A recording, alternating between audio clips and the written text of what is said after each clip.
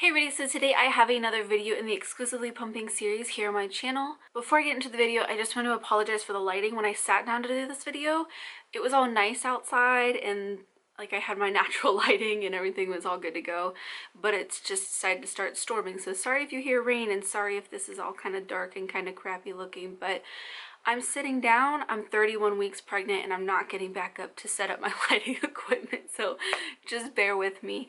But I have a few of these types of videos planned for you guys. I know that when you're a new mom, just in general, you kind of have to find your own footing about things and your own routine and all kinds of different stuff like that.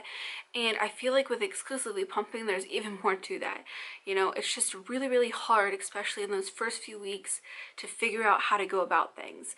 Like I've mentioned before, I didn't have too much of other mom support and exclusively pumping for like 4 or 5 months, just because I didn't know it was out there. So I'm hoping that these videos can help you through it.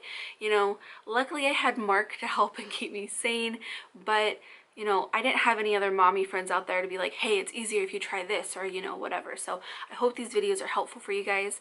Today, if you couldn't tell from the title, I'm going to be talking to you guys about tips and tricks when pumping with a newborn. So I'm just going to go ahead and get started because I don't want this video to keep getting darker and darker and you guys not be able to see me. But the first tip that I have for you guys is to pump while they're feeding. Now the easiest way for me to go about this was going and getting a bottle ready for Sophie, going back to my pump station, grabbing her, sticking her in a boppy on the floor right in front of me. I would get all ready with my hands-free bra and hook up to the pump, start pumping, and then I would start feeding her a bottle. That way everybody's kind of like contained and, you know, preoccupied for the moment. Now I did try this a couple times on my couch, but I just felt like the floor was not only a safer option, but it was just easier all around. What I mean is having her off to the side on the couch next to me was harder to feed her and to, you know, get her anything that she may need, or if she needed picked up. It was harder to turn away from the pump and to grab her because, you know, you don't have a ton of slack in those lines. So it was not only obviously not the most safe option, but it was just kind of more difficult for me. I thought it was just really easy having her right there in front of me. If she finished a bottle before I was done pumping, I could just pick her up, lay her right here on my chest and burp her, and everything was good to go. So I definitely recommend pumping while they're feeding if that's possible. So the next tip that I have you guys is to pump while they're napping. Now I definitely suggest pumping near where they nap and then also using that hands-free bra that I had mentioned. It just makes it a ton easier in case they wake up or anything like that, just to be able to have your hands free and be close to them, obviously. Next I have some tips and tricks on what to do if baby starts fussing or if they woke up from a nap while you're pumping and what you should do. If it was as simple as something like she dropped her binky, she dropped a toy and she just wants that, I would reach over without unhooking and just give her whatever it may be that she needed at that moment. That's why I recommend pumping near where they're hanging out at, just because it's obviously easier to do those things and you don't have to unhook and everybody gets to be happy. Now if she was like screaming, crying, or it was something that was going to take a while, or a diaper change, things like that, I would unhook from the pump. Normally I would just set my bottles aside, put a regular bra on, because obviously these things are going to take a little bit and you don't want everything just hanging out. But I would just go ahead and I would tend to her, but the important part is to come back. No matter if it ends up like they need a bottle and it takes 30 minutes for them to eat or whatever, after they're done and when you can lay them back down and they're content and they're ready to go, just go back to the pump and finish emptying. That's the key here. You know, not every time you're going to pump is going to be a perfect pump session.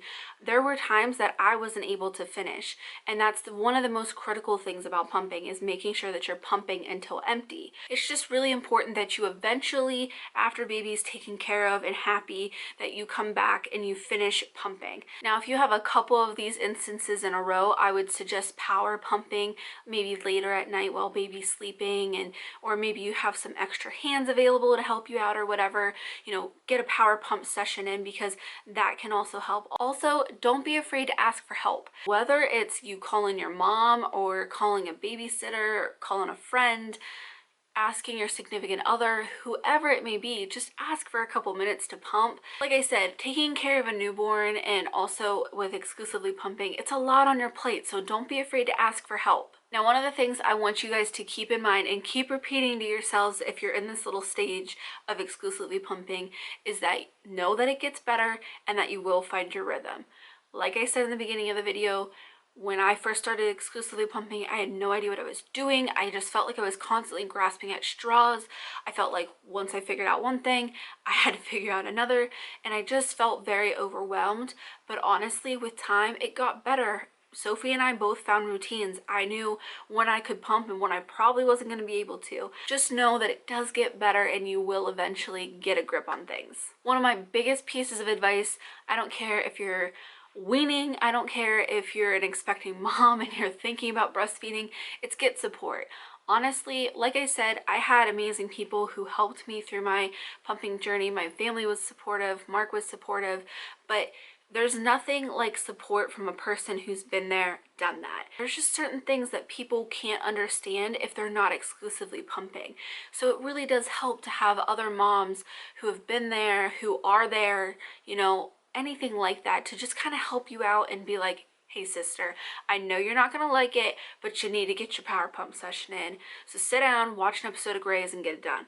You know, there's just, I don't know, it gives me chills talking about it because my life is forever changed from the support that I found through different support groups on Facebook with exclusively pumping. It really changed my exclusively pumping journey. I probably wouldn't have lasted as long as I did.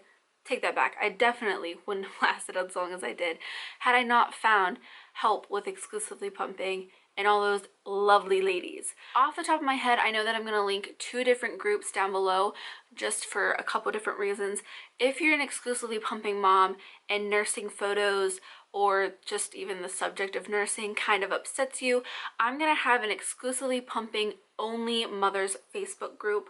They do not allow any kind of nursing talk or anything like that. Definitely join that group down below because those ladies are amazing and there's a ton of them in there. I'm gonna link the Facebook group that I am an admin of down below called Breast Bottle and Beyond Support Group. I think I've mentioned it on my channel before, but while we are a pump advocate support group, we also do allow nursing photos, nursing questions, things like that. But either one of those support groups are absolutely amazing. Just the ladies are so intelligent and have such experience, and they're just real motivators. I can't say enough good things about either of those support groups. The last little tidbit that I wanted to leave with you guys was don't give up. I know it's a lot right now, and I know there's a lot of things left to figure out, but you're doing an amazing job. Like I said, I promise eventually you will get into your own groove. You will figure out what works for you and your baby. I know that there's a lot of days that you feel like you want to quit. I can't tell you how many times I dreamt of throwing my pump into oncoming traffic. Honestly, the thing drove me insane some days. So I get that, but just try to keep with it. You know that what you're doing is awesome and amazing. And like I said, reach out to those support groups.